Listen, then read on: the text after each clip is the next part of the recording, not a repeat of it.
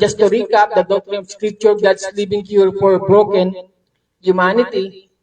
So, nakita rin natin, no, na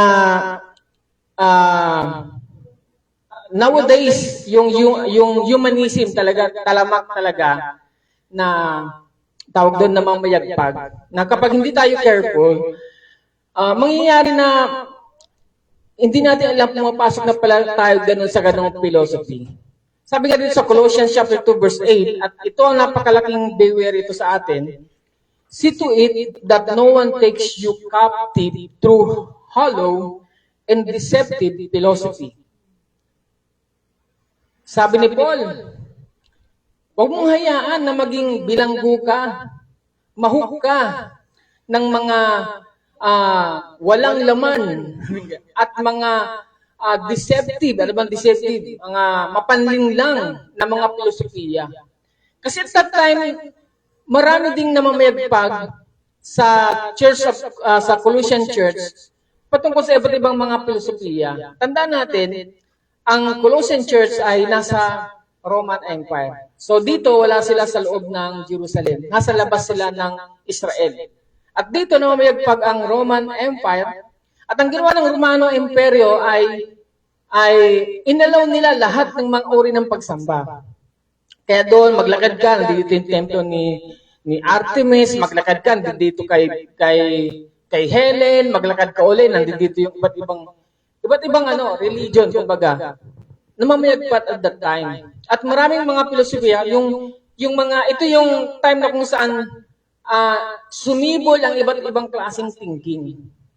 So, kaya sinabi ni Paul, see to it that no one takes you captive through hollow and deceptive philosophy which depends on human tradition and the elemental spiritual forces of this world rather than on Christ. Kaya, alam mo, marami po tayong mga bagay na dapat ayusin sa ating sarili. Sabi sa Bible, darating araw na ang kaalaman ay paparuot pa rito. Nangyayari na yun, di ba? Bago magkaroon ng kawakasan, magkaroon ng second coming, ng rapture, darating daw na ang lahat ng tao ay, ang kanilang pag-ibig ay manlalamig. Their love will be cold. Meron bang ganun? May malamig mong pag-ibig. Mahal kita pero malamig. Arang ganun. Darating yon. At mag-aaway ang nanay sa anak, ama sa ina, ina sa daughter, mangyayari daw yun. Kaya, nangyayari na rin ngayon yun eh, hindi lang sa basahan, sa buong mundo, na yung kaalaman ay paruot pa rito. Totoo ba yun? Isang pindot lang, di ba, natutunan na yung information. Kaya ang tanong ngayon, sino ang totoo? Tama? Sino dapat paniwalaan natin? Yung kaalaman, yung bata, no?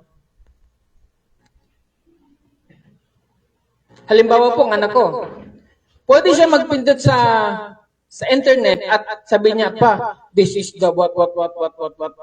Yan. At totoo yun, kasi nandun na information sa internet eh. Pero sino dapat nating pakinggan? Yan ang magiging problema natin. Kasi, sa church, siguro sa secular, pwede yun. Pero sa church, pagdating sa spiritual na buhay natin, iba yun, magkaiba yun. Kasi dito, hindi po pwedeng head knowledge lang.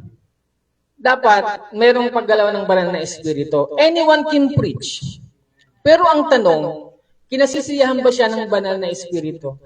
Ang kanyang bang pinipreach ay founded sa banal na kasulatan. Tama po? Kasi without that, transformation is impossible. Transformation is impossible. You can preach anything, what you like, pero ang tanong, mababago ba yung buhay niya patungo sa ating Panginoong Kristo? Magkaiba po yun eh. Tama po? So, sabi nga, huwag tayong huwag tayong papasilo sa mga hollow and deceptive philosophy. Ngayon, nagtawag ngayon si humanism. Kasi sabi ni humanism, dinali ako ni Pastor din nung nakaraang linggo. Kasi, inino ako, tawag doon, inihayag ako, inilantad ako. Kaya tinawag niya ngayon ang iba't iba pang mga philosophy. Yan. Yan. So, ano dito? Sa totoo lang, hindi ba kayo? Bear with me, bear with me, bear with me. Gusto ko po talaga itong ituro sa inyo. Humanism is just one part of the problem of human society today. Pagdating sa thinking, philosophy, pagdating sa kung paano niya ito lalakaran. So, syempre, humanism, yung philosophy niya, yung what it teaches, that man is the center of all things, at nakita rin natin na kung nagko-contradict siya sa Bible, na it denies God's sovereignty. Parang wala na si Lord doon, kundi ang tao na. Merong pangalawa, yung rationalism. Yan. Yung rationalism naman, dapat, lahat ng nangyayari ay may reason. Sa lahat ng revelation, lahat yan may reason. Kung ikaw ay nagkasakit at ikaw ay gumaling, lahat yan may reason. Di ba? Halimbawa, meron kang cancer, tapos bigla nilang gumaling ka. Sasabihin sa'yo ng rationalism, ano yan? Ano ba yan? Abolic. Yung meron daw sariling kakayahan ang tao na pagalingin ng kanyang sarili. May ganun na. May concept. Wala na yung mga miracles. Wala na yung mga galaw ng Diyos. And it rejects faith and scripture. Tapos ito, mas lalo na ito sa Amerika, yung relativism. There's no absolute truth. Kapag naglagay ka ng truth, hindi yan absolute. Laging there's no absolute truth. It denies the moral law of God. Yung Bible contradiction siya. Halimbawa, si Utlong ba yun? Hindi ako nagnakaw ng cellphone. Kasi ang cellphone ay nasa labas ng bahay. Wala namang may-ari. So, kinuha ko. Alam na yan? Yun na yun eh. Relativism na yun eh. Yung nag-accuse sa kanya na ninakaw niya ang cellphone, kahit hindi naman sa kanya, sabi niya, hindi. Kasi pag ninakaw ko siya, dapat meron akong pagtatangka na pumunta sa loob ng bahay. Ganon. Di ba? Nag-viral yun eh, no? Yan yung relativism. No absolute. Denies the moral law of God. At lalo naman ito, materialism. Yung materialism is only physical world matters. Kapag ikaw ay successful, titingnan ka, sa kanila ang successful ay ikaw ay mayaman. Kung ikaw ay successful, kung ikaw ay magandang buhay na nangyari sa buhay mo, naging maganda yung karera ng trabaho mo, naging maganda yung karera ng family mo, para sa kanila, successful ka. Pero hindi doon binabase yun eh. Diba? It ignores spiritual reality. Oo, successful ka nga, di ba? Sabi nga sa Bible, di ba? Makamtan mo man ang lahat ng yaman sa mundo. Pero kung kaluluwa mo naman ay mapahamak, di ba? Sabi doon. And also, nihilism. So, life has no meaning and purpose. It denies God divine purpose. Di ba? Sabi sa Bible, di ba? I have plans for you. Plans to prosper you. Diba? Not to harm you. Diba? So, it denies the scriptures. Parang sa kanila, lahat naman ito mumula, lahat naman ito meaningless, lahat naman ito walang kahulugan. Mamamatay din naman tayo lahat, ganun sa kanila. Ito yung mga emo talaga eh, no? And syempre, yung extensionalism. So, meaning comes from self and experience. Sa kanila, paniniwalaan na lamang nila kapag na-experience na nila yun. Ganon yung philosophy nila. So, it ignores God's design in purpose. May disenyo ang Diyos sa'yo, ay hindi. Dapat maranasan ko muna yan. And also, yung ito, ang pinakamalaking threat din to, yung postmodernism. So, truth is subjective and personal. It rejects Christ as the truth. Kaya malalaman ninyo, lahat ng mga argument ngayon, subjective yan. Subjective yan. Lahat ganun, lahat din ibilalagay nila subjective yan. Tapos na ang laban pag sinabing subjective yan sa kanila. Pero hindi totoo yun. Why? Kasi yung truth ng ating Panginoong Hesukristo. 'Di ba noong si Jesus, 'di ba? Na bago siya ipako sa krus, 'di ba? Sabi sa kanya ng nung pinaka-general, 'di ba? What is the truth? Hindi niya na pinagsalita si Jesus. Kasi ayaw niyang malaman ang totoo. Ang katotohanan ay ang ating Panginoong Hesukristo. Lahat ng naroon, yun yung katotohanan. Lahat. Basahin niyo ang Biblia, makikita niyo doon. Now, tinapunin niyo. So, the Bible is the Word of God. It reveals who God is in will for His humanity. Tandaan po ninyo, the Bible, iyan ay Word of God. Nire-reveal niya kung sino ang ating Diyos at kung ano yung plano niya, ano yung kanyang will sa humanity, sa ating lahat. So, it is made out of 66 books. 39 in the Old Testament and 27 in the New Testament. So, written by around 40 authors over 1,500 years, yet perfectly unified, showing it is divinely inspired. Kahit na ganun, ang lalaki ng mga agwat nila, ano pa rin siya eh, pag doon magkakatugma, walang nagko-contradict. Meron siyang ina-affirm. Kunwari, ang sulat ni Moses, ina-affirm sa New Testament, nasa Testament, na-affirm niya sa sulat ni Moses. Ganun, may affirmation silang nangyayari. Diba? So, pinag-aralan din natin na yung una, diba, nung nakaraan, so the divine inspiration of Scripture is God's words, not man's, and the power that transform lives. So, nakita natin may dalawang truth. Una, yung truth na una, the Bible is not merely written by men, but by men who move by the Holy Spirit. So, it is a divine origin, not human wisdom. Verbal plenary inspiration. So, every word yan talaga, every word, pati yung quit, pati yung tuldok, lahat yan inspired.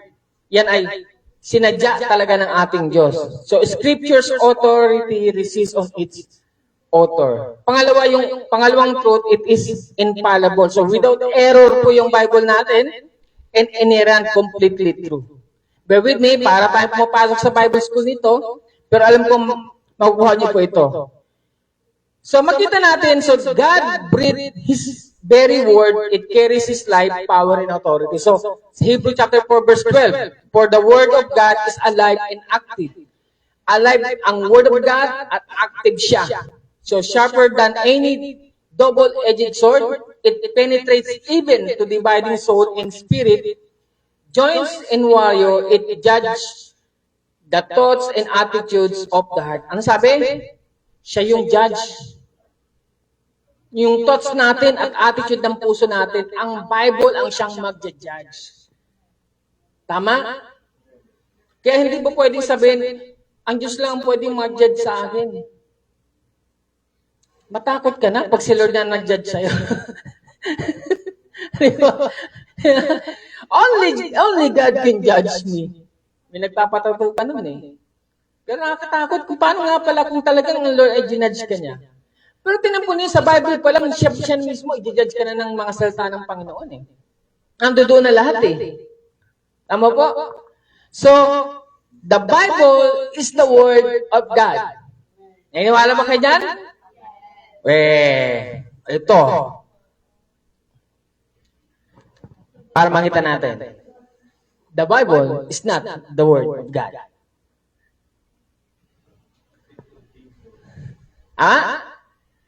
Bakit? Kasi sabi raw, ito apostle pa, nagpapakilala ng apostle Kaya naniniwala ako basta darating panahon na darating ang paghukom, hindi lahat talaga maliligtas. Hindi lahat. Sabi dun sa Matthew, di ba? Lord, did I prophesy your name? Di ba? Nagpagaling kami, nangaral kami, nagpalayas kami ng mga demonyo sa inyong pangalan. Pero sabi ng Panginoon Jesucristo, I never knew you. Depart from me, you workers of iniquity. So maraming mga lingkod ng Diyos, dahil sa kakulangan sa kaalaman, papasok sila doon sa mga workers of iniquity. Gaya ito, the Bible is not the Word of God.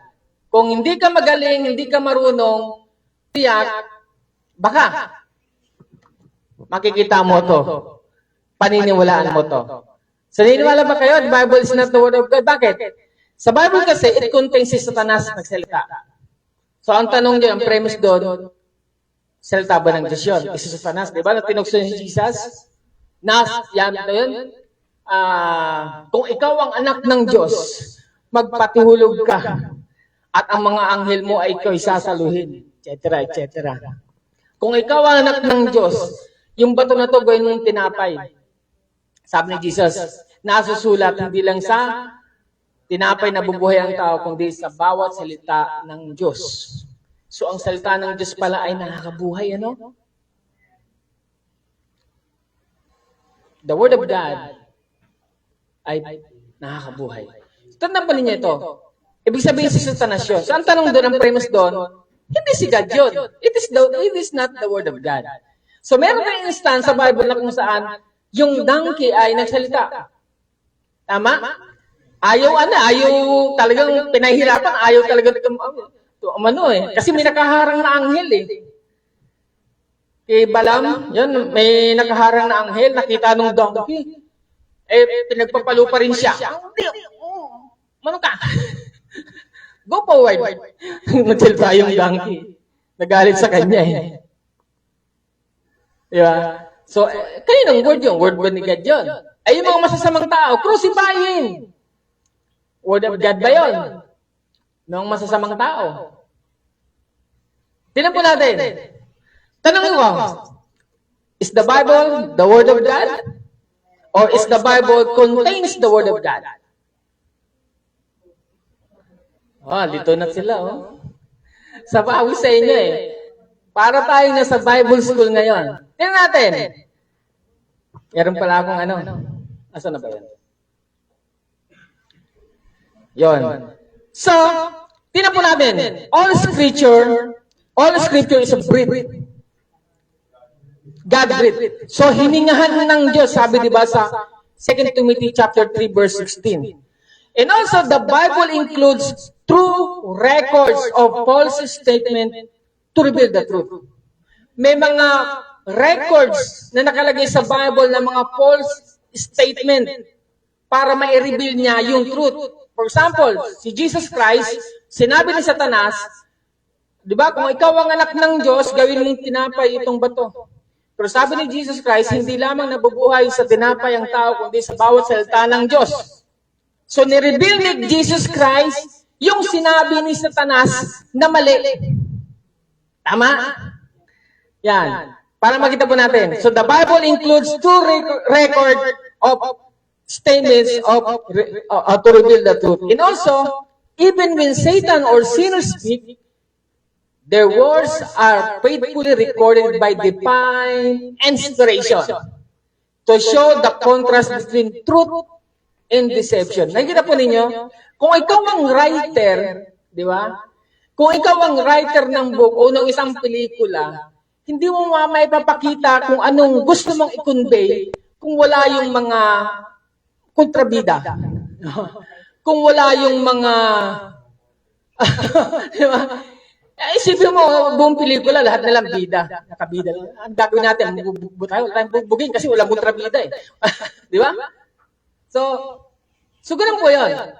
So, kahit si Satanas o yung mga sinners nag-speak, their words are faithfully recorded by divine inspiration. Ang tanong kasi ganito, noong si Jesus Christ ba, nung tinukso ni Satanas, kasama niya ba doon ang mga apostol, yung nagsulat mismo nito? Hindi. Noong ginawa ang mundo, in the beginning, God said, let there be light. Kasama ba doon si Moses?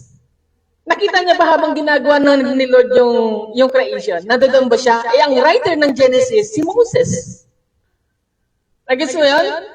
Sinulat ni Moses ang Genesis. Kahit wala pa siya, hindi pa siya exist. Hindi pa siya nag-exist. Yan ang tinatawag na divine inspiration. It is God, it is the Holy Spirit who give that narrative, that knowledge, that wisdom, that sentence para isulat ni Moses. Ganon din po dito. kahit yung mga donkey na nagsalita, di ba, sinulat. Sino nagsulat noon? Sino nagsulat noon? Paano nalaman yun ang salita noon, di ba? It is the Holy Spirit who says, nagsalita yun. Hindi mo, sulat mo. So yun. Even Satan or sinners speak their words or faithfully recorded divine inspiration to show contrast ha? Truth and deception. Tinan natin yung ano, para makita po ninyo. Tinan mo, si God ang author. Tama? Ano yan? Tawag doon? Walang pagtatalo. Siya talaga yung author ng Bible. Now, si God, ibinaba ngayon sa mga writers. In-inspired niya yung mga writers. So, anak, ito ang isulat mo. In the beginning, God said, let there be light. Oh, linagay sa isip ni Moses yun. Divinely. Kasi hindi naman alam ni Moses yun eh. Paano niya malalaman yung na ang mundo nung unang panahon ay void, madilim at ang tubig ay ay nandudulan sa kalawakan. Paano niya malalaman yun? At ang mga propeta at mga apostles, ganun din, ilinagay ng Diyos sa kanila para isulat nila yan. So ang content ng scripture na ipinalalagay ni Jesus Christ, ng Holy Spirit, ng Diyos Ama, una, yung spoken by God, the word that has been spoken by God. Ilagay mo to yung spoke namin, ha? O ilagay mo rin to yung spoken by godly people, yung mga sinabi ni Moses. Di ba? Nila Joshua. Sino pa? Sila Apostle Paul. Ilagay mo yan. Ilagay mo yan lahat ng ito, itong mga sinalita nila. At pinalagay din ni God, o ilagay mo rin yung spoken word by sinners and the enemies. Kahit ng mga nagsabing, crucify him. Ay, kina po ninyo? And also, pinalagay din ni God yung words spoken by Satan and demons. Sino nagpalagay? Yung author. Tama po? Kasi hindi nila mayalagay yan pag hindi inalaw ng author. At ang author ang merong kapangyarihan para ilagay yon. Now, all are accurately recorded by the Spirit for teaching, correction, and truth. Pinalagay niyan. Kaya wag po kayo malito. Sa Ed Lapis, ganun po ang stance niya. Sabi ni Ed Lapis, ang Bible is not the Word of God, but the Bible contains the Word of God. Kasi yun po yung ano rin niya. Kaya ang dami mga Pilipino, talaga, no? Nagipagtalo po ako dito sa Bible School, eh. Sabi ko, hindi, mali yung mo, ang kinasasandigan mo. Kasi po, kapag hindi po natin alam to, madali po tayong masisilo. Ang doctrine, hindi ka magkakaroon ng doctrine kapag hindi ka muna nakipag-fellowship sa may maling doctrine. Ganun po yan. Kaya naniniwala ako, kahit yung mga taong nasa kulto, hindi sila pinili ng Diyos para totoong masave. Bakit? Kasi isipin naman, for example, si Kibuloy, I am the Son of God. Sino naman may matinong pag-iisip na maniniwala? Diba? Talaga. Lahat na pipirmahan daw, siya daw ang huling pipirma para ang ating kaluluwa ay maligtas. Sino naman ang maniniwala doon? Maliban na lamang kung ikaw ay hindi naman talaga sa kawan ng Diyos. Tama? The revelation in the Bible confirms na kapag naiintindihan mo yan, ikaw ay tunay na kay Kristo Jesus. Ikaw talaga ay ligtas. Kaya hindi mo pwedeng samba-samba lang. Ang dami sumasamba. Kailangan aral-aral din. Kailangan makita mo rin saan ka ba nakasandig. Tama bang yung nilalakaran? You can preach all you want. Pero sa impyerno ka pa rin mapupunta. Why? Because hindi mo talaga alam kung ano talaga yung foundation na ilinagay ng Diyos. Amen? So, God the author, He inspired the writers, at sinabi ng author, ito yung mga isulat mo. So, anong purpose niyan? God include every word, even lies and evil acts, to reveal His truth and justice, the nature of sin and deception, the victory of His word over lies. Isipin po na lang ninyo, kung yung salita ni Satanas ay wala doon sa Biblia, paano tayo maniniwalang ganun nga katuso talaga si Satanas? Halimbawa sa Garden of Eden, wala si Moses doon nung tinukso ng ahas si Eva at Adan. Sabi ni sabi ni Ahas, totoo ba na ikaw ay mamamatay kapag ikaw ay kumain ng bunga ng pagkaalam ng bunga ng karunungan ng tama at mali? Diba? Paano kung hindi ipinalagay ng Diyos yun? Maniniwala ka bang ganun katuso ang Satanas, si Satanas? Tama? Kasi, ganun po how the thinkers, how the philosophy works. Hindi po pwedeng wala yung dilim para ma-appreciate yung liwanag. Tama? Pinalagay talaga ng Diyos yan para makita natin yung lies, yung evil act, para mailagay niya ngayon kung ano yung dapat nating lakaran. So the Bible is the Word of God, not because every speaker speaks truth. Siya ay Word of God, hindi dahil yung mga speaker doon, yung speak doon ay katotohanan.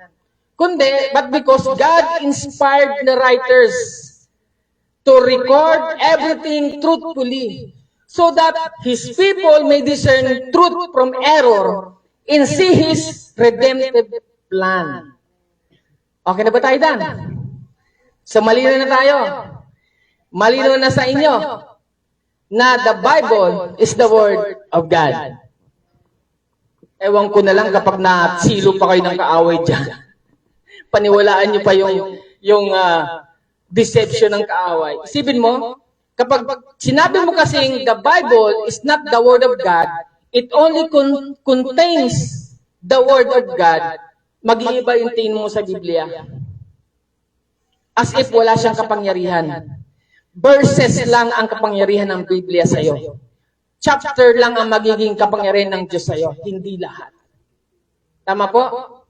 Pero kapag sinabi mong the Bible is the Word of God because it was inspired, the Word of God, walang Bible na maililimbag kung hindi dahil sa Diyos, the author, then mag-iiba yung tingin mo ngayon sa Bible. This is truly the Word of God. Kailangan yung puso mo 100% sa Biblia. Ganon din naman tayo kay Yesu Cristo. Hindi po pwedeng kalahating puso lang sa ating Panginoon. Hindi yan ang kinukuha ng Diyos. Sabi doon, love your God with all your heart. All your heart. Tama po? Ganon din po sa Biblia. All. Kung paniniwalaan mo ang Biblia, paniniwalaan mo ng buo. Hindi pwedeng kalahati lang. Amen po? Yan. Buti naman po.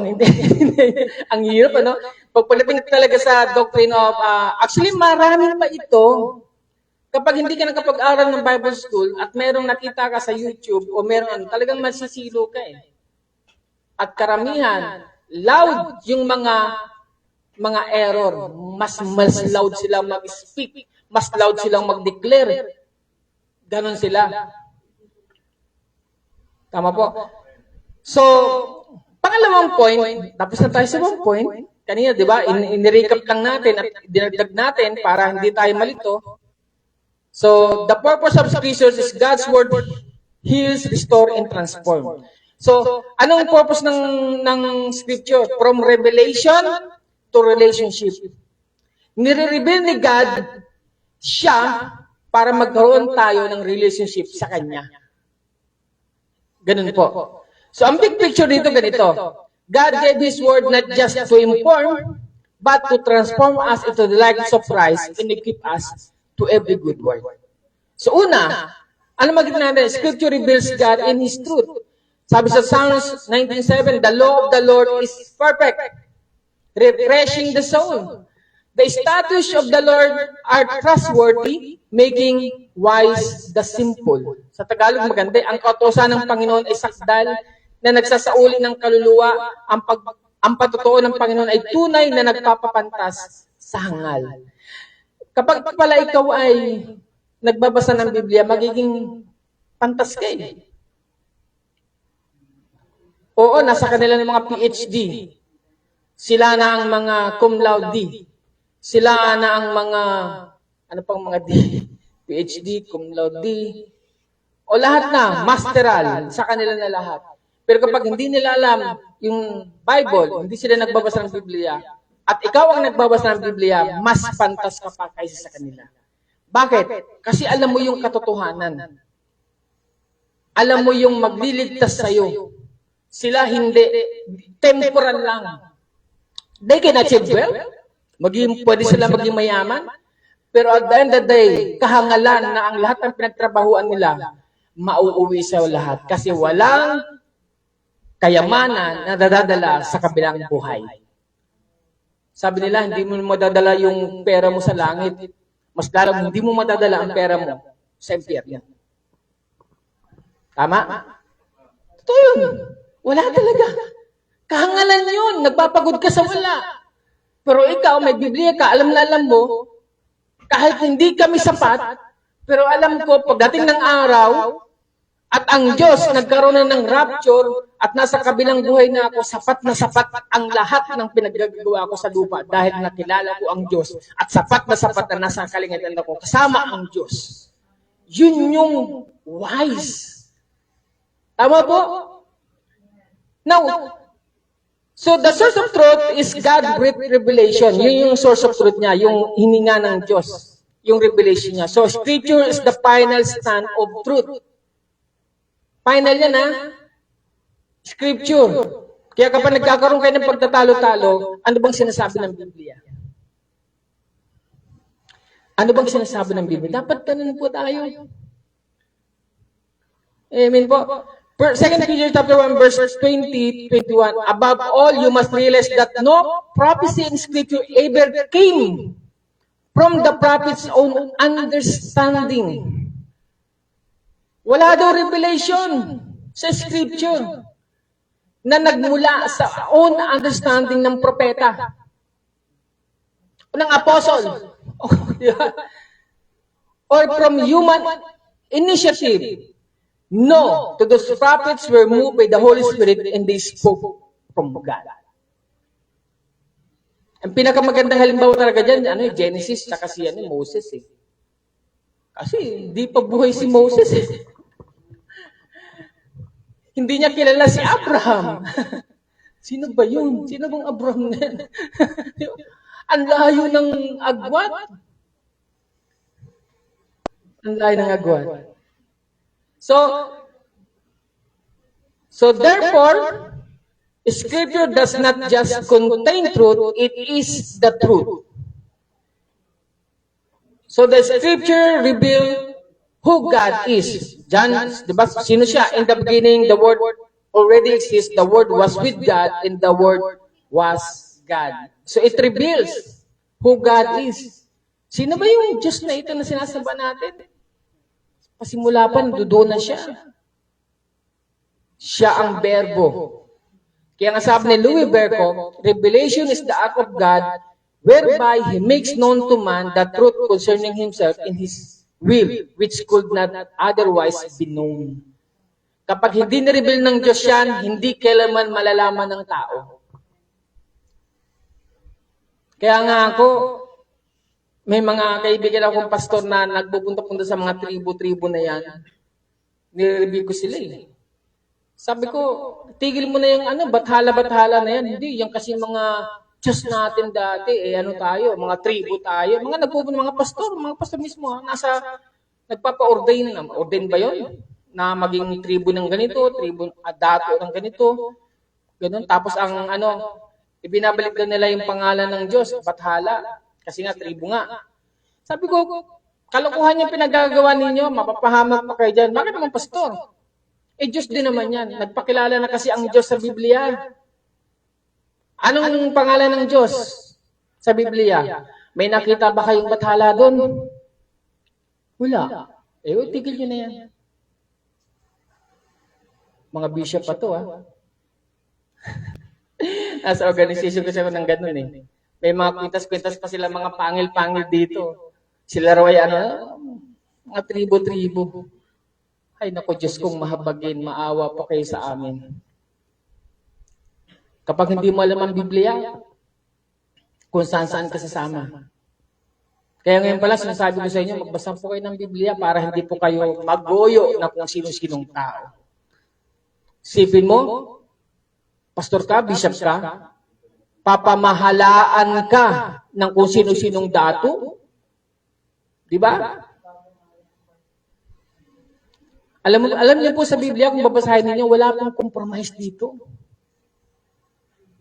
Sabi doon, tupa, kambing. Tupa, kambing. Walang sinabi, oy, half tupa to, pwede na to. Oy, half kambing, kakulay naman yata ng tupa itong kambing na to, pwede. Walang ganun. Ganun lang ang pilihan doon. Tupa, kambing, tubag. Pag kambing ka, impyerno. Pag tupa ka, langit. Ganun lang, wala nang I object. Ganun. I hereby affirm na ako ay isang tupa. Pero mukha kang kambing. Hindi. Yung aking preferences, ako ay isang tupa. Hindi mo pwedeng sabihin sa substitution. Di ba? Mga preferences na yan, hindi mo pwedeng. Di ba? So, ganun po yun. So, sabi niya, so the Word became human, made His home among us. He was full of unfailing love and faithfulness, and He have seen His glory, the glory of the Father, one and only Son. Walang iba kundi ating Panginoon Jesus. So the Scripture reveal who God is.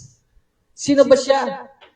And also the Scripture reveals God's will and ways. Tingnan po ninyo sa Isaiah chapter 55 verse 8 to 9. My thoughts are nothing like your thoughts, says the Lord. And my ways are far beyond anything you could imagine. In my ways, layo, no? Ang layo daw ng Hindi mo ma-imagine yung pamamaraan niya. Kung sabi ka natin, di ba, there are 99 ways to skin a cat.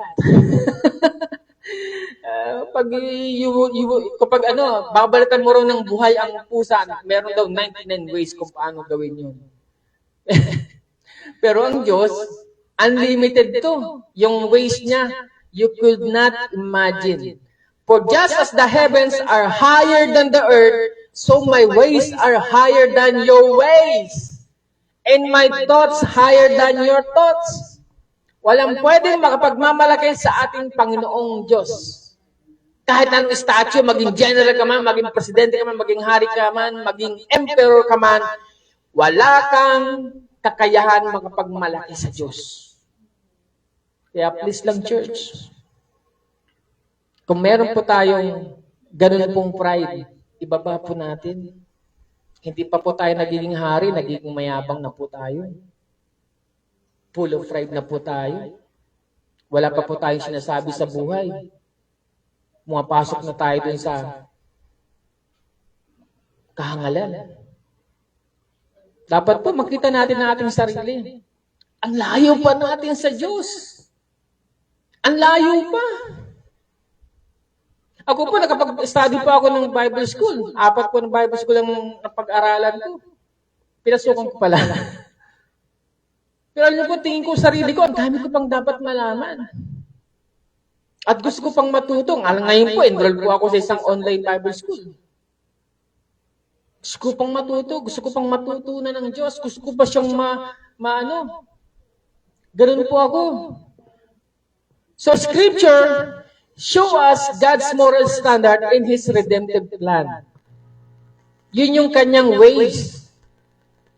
And also, the purpose of revelation is relationship. Tignan po natin. John chapter 17 verse 3. And this is the way to have eternal life. To know you, the only one true God, and Jesus Christ, the one you sent to earth. To know you, the only true God. Paano malalaman yung only true God kung hindi ka nagbabasa ng Biblia? Hindi pwedeng chismis. Nakita ko sa Facebook, nakando doon eh. See for yourself, baka may kinat doon, baka may inalis na sitas doon, baka mali yung translation na ginamit niya. First purpose, not mere information, but intimacy. Sabi mo sa tabi mo, intimacy. So, yun pala yung purpose, hindi lang information. Hindi pwedeng na-inform ka lang. Dapat mas lalong mapalapit ka sa Diyos. Tama po? To bring us into a living relationship with God who speaks. Pangalawa, Scripture changes the believer's life. Naniwala po kayong i-change ka ng Scripture? Tinan po ninyo. So, 2 Timothy chapter 3, 16-17, sabi niya, all scriptures breathed out by God and profitable for teaching, for reproof, for correction, and for training in righteousness, that the man of God may be complete, equipped for every good work.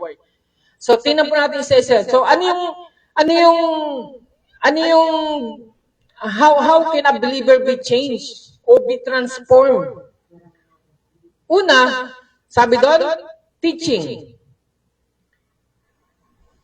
Pag sinabing teaching, it shapes our beliefs. Yung Bible pala magagamit yung para turuan tayo, para yung beliefs natin mabago. It reveals divine truth, builds solid faith, and also doctrine. Tuturuan ka ng doctrine sa pamamagitan ng Biblia.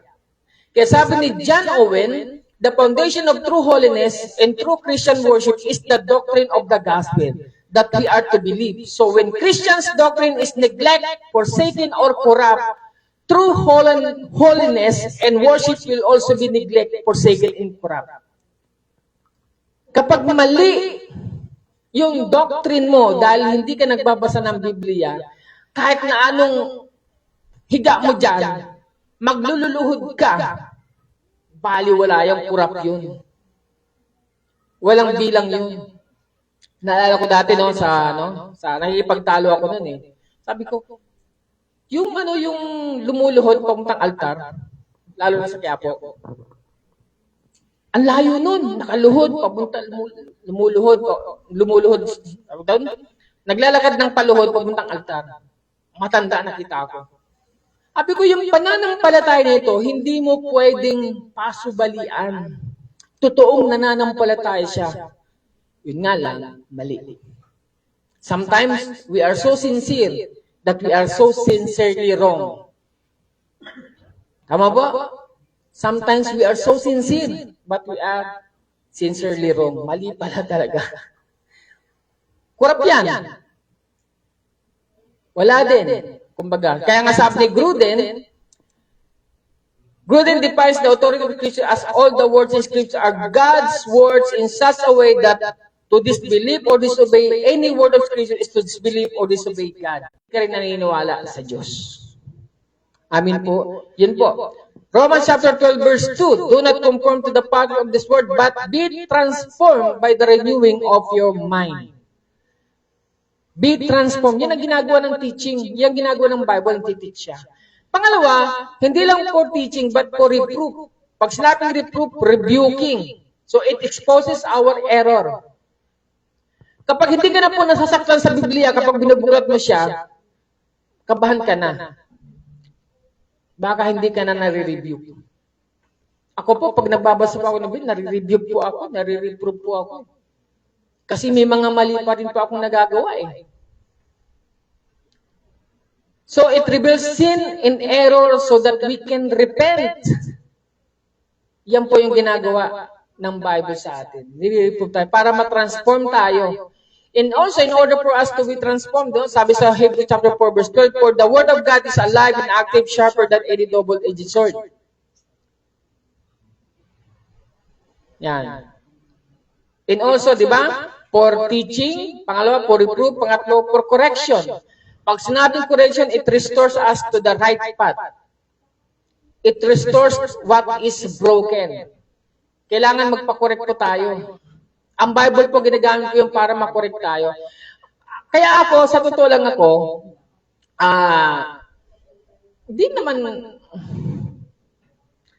hindi lang ako masyadong believe doon sa sinasabing, huwag mong gamitin ang pulpito para patamaan ang mga miyembrong nagkakasala. Pero that is what it is. Di ba? I mean, ang hirap magpastor kapag ingat ka na, uy, baka masaktan si ganito. Hindi ka na, sa tingin ko, pag hindi yan ang gagawin mo, kapag masyado kang ingat na ingat at hindi mo babasahin kung ano talaga nakalagay sa Biblia, sa tingin ko, you are not qualified to be a pastor. Kasi, sabi sa Bible, we are stewards of the Word of God. Yun talaga yung pinaka-title natin, steward. Katiwala tayo ng salita ng Diyos. So, kailangan, masakit man o hindi, kahit mahal natin yung member natin o yung family member natin, pero sinabi ng Biblia, sabi natin, yun talaga eh. Paano siya aayos? Paano siya makukorek? Paano siya mapunta sa tamang landas? Hindi pwedeng lablang. Ay lang, siya, chami-chami naman tayo, blab-blab na lang tayo. Hindi. Yun talaga. Psalms chapter 119, verse 9 to 11. How can a young person stay on the path of purity? By living according to your word. I seek you with all my heart. Do not let me astray from your command. Sabi ni David, no? I have hidden your word in my heart that I might not sin against you. Yung palang do not conform to the pattern of this world. Ako lalagyan sa puso ko yun. Renewing of your mind. Kasi kapag nag-conform ka, ma-stress ka. Kasi nagyayamanan na sila. Pagbukas mo ng Facebook, yung classmate mo, meron ng sasakyan. Ikaw wala pa. Betekleta lang meron ka. Ma-stress ka ngayon. Ano yun? Nagko-conform ka sa pattern ng word ngayon, materialism. Renew your mind. Hindi lang yan ang buhay. May spiritual life din tayong dapat na ginagawa. Kaya tayo, sa totoo lang tayo mga Kristiyano, mapalad tayo. Kasi hindi lang tayo nakalagay sa buhay na gano'n. Nakalagay din tayo sa buhay kay Kristo. And also, training in righteousness. For training in righteousness, it builds godly habits. Dapat may train tayo. Instruct to live holy. So the word matures believers to reflect Christ's character. Yung Bible na ito na ating kinasasandigan, no? Binabasa, ay nagtuturo siya, nagtitraining siya upang tayo ay magkaroon ng godly habits. Sino ba ritong mahilig magmura? Sino? Ay, nagtuturuan doon, nagkakalabitan doon. Naku, nagkaturuan na.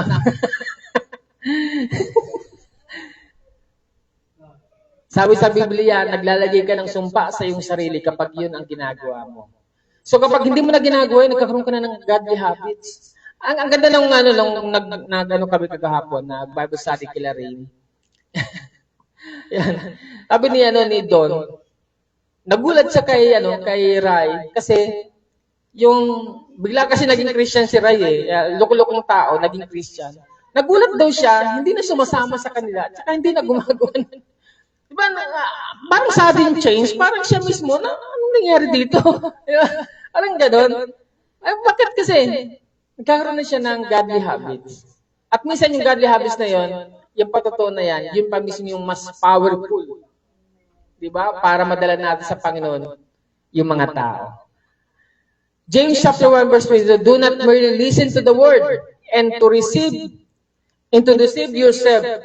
Do what it says. Anyone who listens to the word but does not do what it says is like someone who looks at his face in the mirror. And after looking himself, goes away and immediately forgets what he looks like. 25. But whoever looks intently into the perfect law that gives freedom and continues in it, not forgetting what we have heard, but doing it, they will be blessed in what they do. So kapag sinusunod pala natin yung nakalagay sa Biblia, yung pagtitraining ng Biblia sa atin, alam mo, tayo rin naman makikinabang yung mabibless tayo eh. Sinong gusto nitong mabless? Taas ang kamay. O, amen pala eh. Then, sundin mo kung ano nakalagay sa Biblia. Tandaan po natin, God's Word doesn't just inform, it reforms and transforms. And also, it doesn't just tell us what's wrong. It shows us to be made right. Amen po? So, nakita natin, Scripture reveals God in His truth, and also the Scripture changes the believer's life. Pangatlo, the Scripture equip God's people for His purpose. Ano equip na to? Ephesians chapter 4 verse 1, it equip us to serve effectively. So, ang Bible pala, kapag gusto mong makapag-serve sa Panginoon effectively, magbasa ka ng Biblia. Kaya nga po ako talaga ito, sinasabi ko sa inyo. Kapag hindi ko kayo nakita ditong Sunday, hindi ko kayo bibigyan ng preaching schedule. Ganun po talaga. Kailangan makita ko kayo. Kasi paano kaya magpapakain ng tupa kung wala kayo?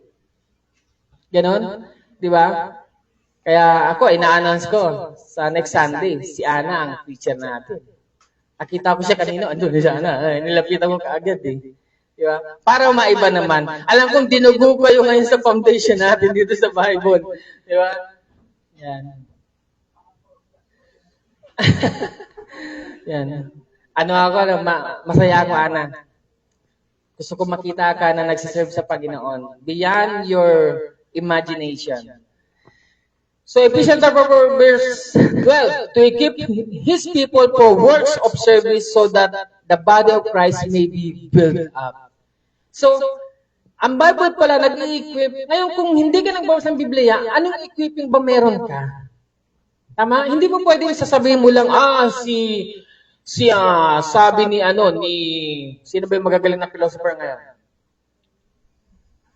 Ni Wamos. Philosopher na si Wamos, no? Sabi ni Wamos, si Wamos, alam niyo, si Wamos siya yung dating titiktok lang. Tapos si Wamos ay bigla na lang naging viral at yumaman. So, kailangan, pwede mo bang ituro yun? Di ba?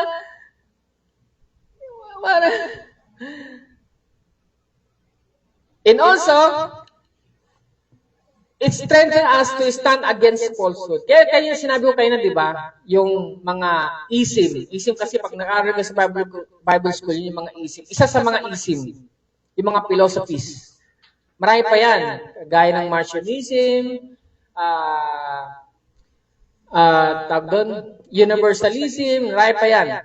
Pero kapag nagbabasa ka ng Biblia, ma-strengthen ka laban sa kanila. Hindi ka nila madadamay. Hindi ka nila madadala. 2 Timothy chapter 4 verse 2 to 4. Sabi, preach the word, be prepared in season, in out of season, correct, rebuke, and encourage with great patience and careful instruction, for the time will come when people will not put up with sound doctrine. Instead, to suit their own desires, they will gather around them in great numbers of teachers to say that their itching ears want to hear. They will turn their ears away from the truth and turn aside to myths. So, ang Biblia pala, kaya kinakailangan natin magbasa talaga ng Biblia at panghawakan na ang Bible is inerrant, infallible. The Bible is the Word of God. The Bible is the final authority for us, what? To preach in season and out. Kasi darating talagang panahon na yung kung ano na lang ang pakinggan nila. Kung ano na lang ang gusto nila. At sabi nga rito, great eh. For they will come when people will not put up with sound doctrine, instead to suit their own desires, they will gather around them a great numbers of teachers. Marami. Hindi isang teachers lang to. Hindi lang isang pastor to. Marami. Ang tanong, handa kayo? Dahil sa YouTube, social media, ang dami ng mga nagpapakilala din. Oy, meron palang nagpakilalang Holy Spirit. Dito to. Kita ko eh. Dapat pala, nilagay ko rito. lalaki, taga parang Nueva siya raw ang banal na espiritu. At may tagasunod. Yung nakapagtataka, may tagasunod. Ay, naku po. So, enable us to fulfill God's calling. So, yung scripture equips God's people for His purpose for us to enable us to fulfill our God's calling. Kapag hindi ka nagbabasa ng Biblia, hindi mo matatapos ang yung calling. Hindi yung panawagan. Hindi mo siya matatapos. Kasi magiging emotional ka. Isang bagay na itong gustong nangyari. The word tells me. Napapasin ko lang. Ako. How about me? Alba, may kantang ganun, di ba? Ako naman. Paano may kanta? Ganda ng tono nun. Ako naman, ha? Ajeng, kanta mga Ajeng. Pero the Bible says, di ba? Die to yourself. Hindi na ikaw ang mahalaga. Kaya ako, madalas na yung naririnig sa akin yan, hindi na ako mahalaga. Ang mahalaga yung tao na sila makarinig kay Kristo. Ganun po ako eh. Sila ang mahalaga, hindi ako. Amen po. Anong sinasabi ko?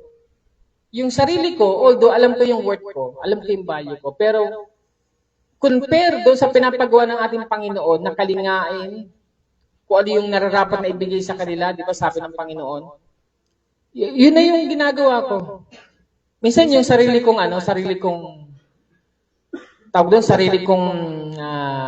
self-value. Di ba? Para lang wag kang matisod. Para lang wag kang matisod. Hindi ako iimik. Ganun ako. Para lang wag mawala ka kay Kristo Jesus. Kahit na murahin mo ako, hindi ako iimik. Kahit na alam kong tama ako, hindi ako iimik para wag kang mawala sa kawang ng Diyos. Hindi ako ang mahalaga. Dapat po, ganun po ngayon.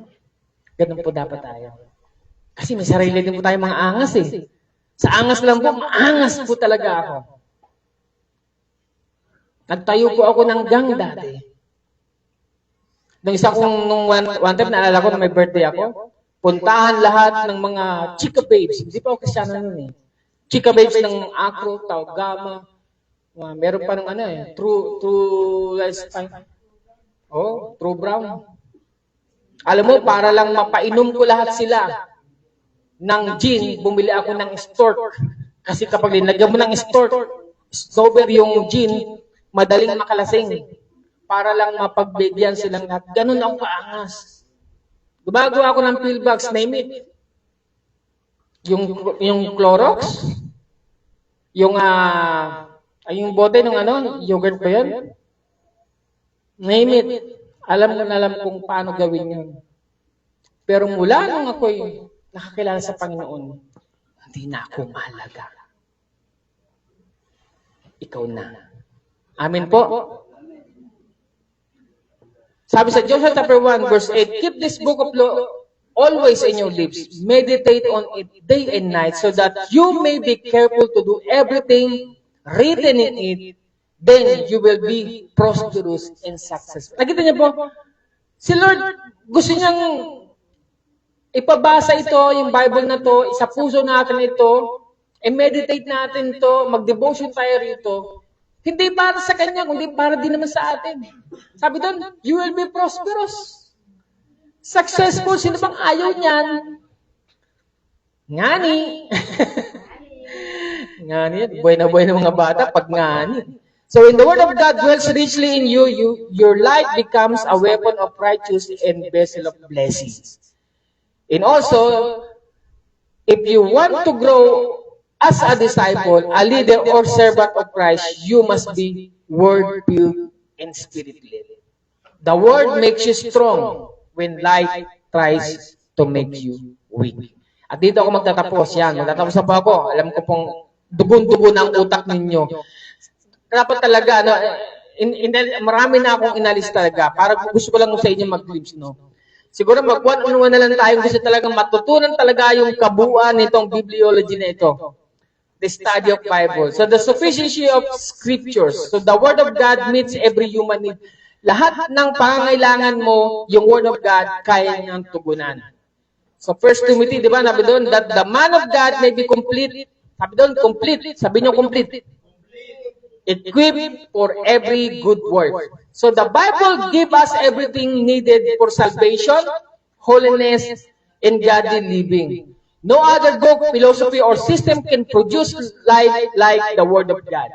It is God's complete revelation for man. We do not need new truth.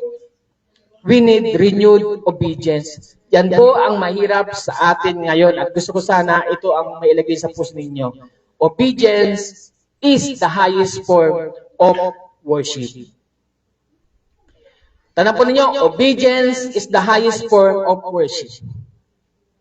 Yan ang gusto ni Lord na mangyari sa atin, mag-obey tayo sa Bible. We can do so much in the ministry, pero pag hindi ka obedient, wala ka na. Yan ang ikina-stumble ni Saul. Hindi siya obedient. Kahit pinili siya ng Diyos na maging hari, diyan siya natumba.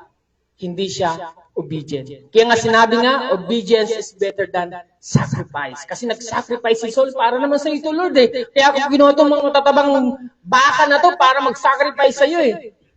Sabi sa kanya ni Samuel, obedience is better than sacrifice. And also, I just want you to say the truth, church. If you are not an obedient person, may problema po tayo sa pagsamba sa ating Panginoon. Psalm chapter 1, verse 119 to 105. The word is the lamp for my feet, a light on my path. So anong gagawin natin dito? Ito mong tatapos. Yung transformative action natin, read it daily, believe it completely, obey it faithfully, and teach it boldly. I want to teach it boldly kasi sobrang talagang mahaba po talaga ito. Tumayo po tayo.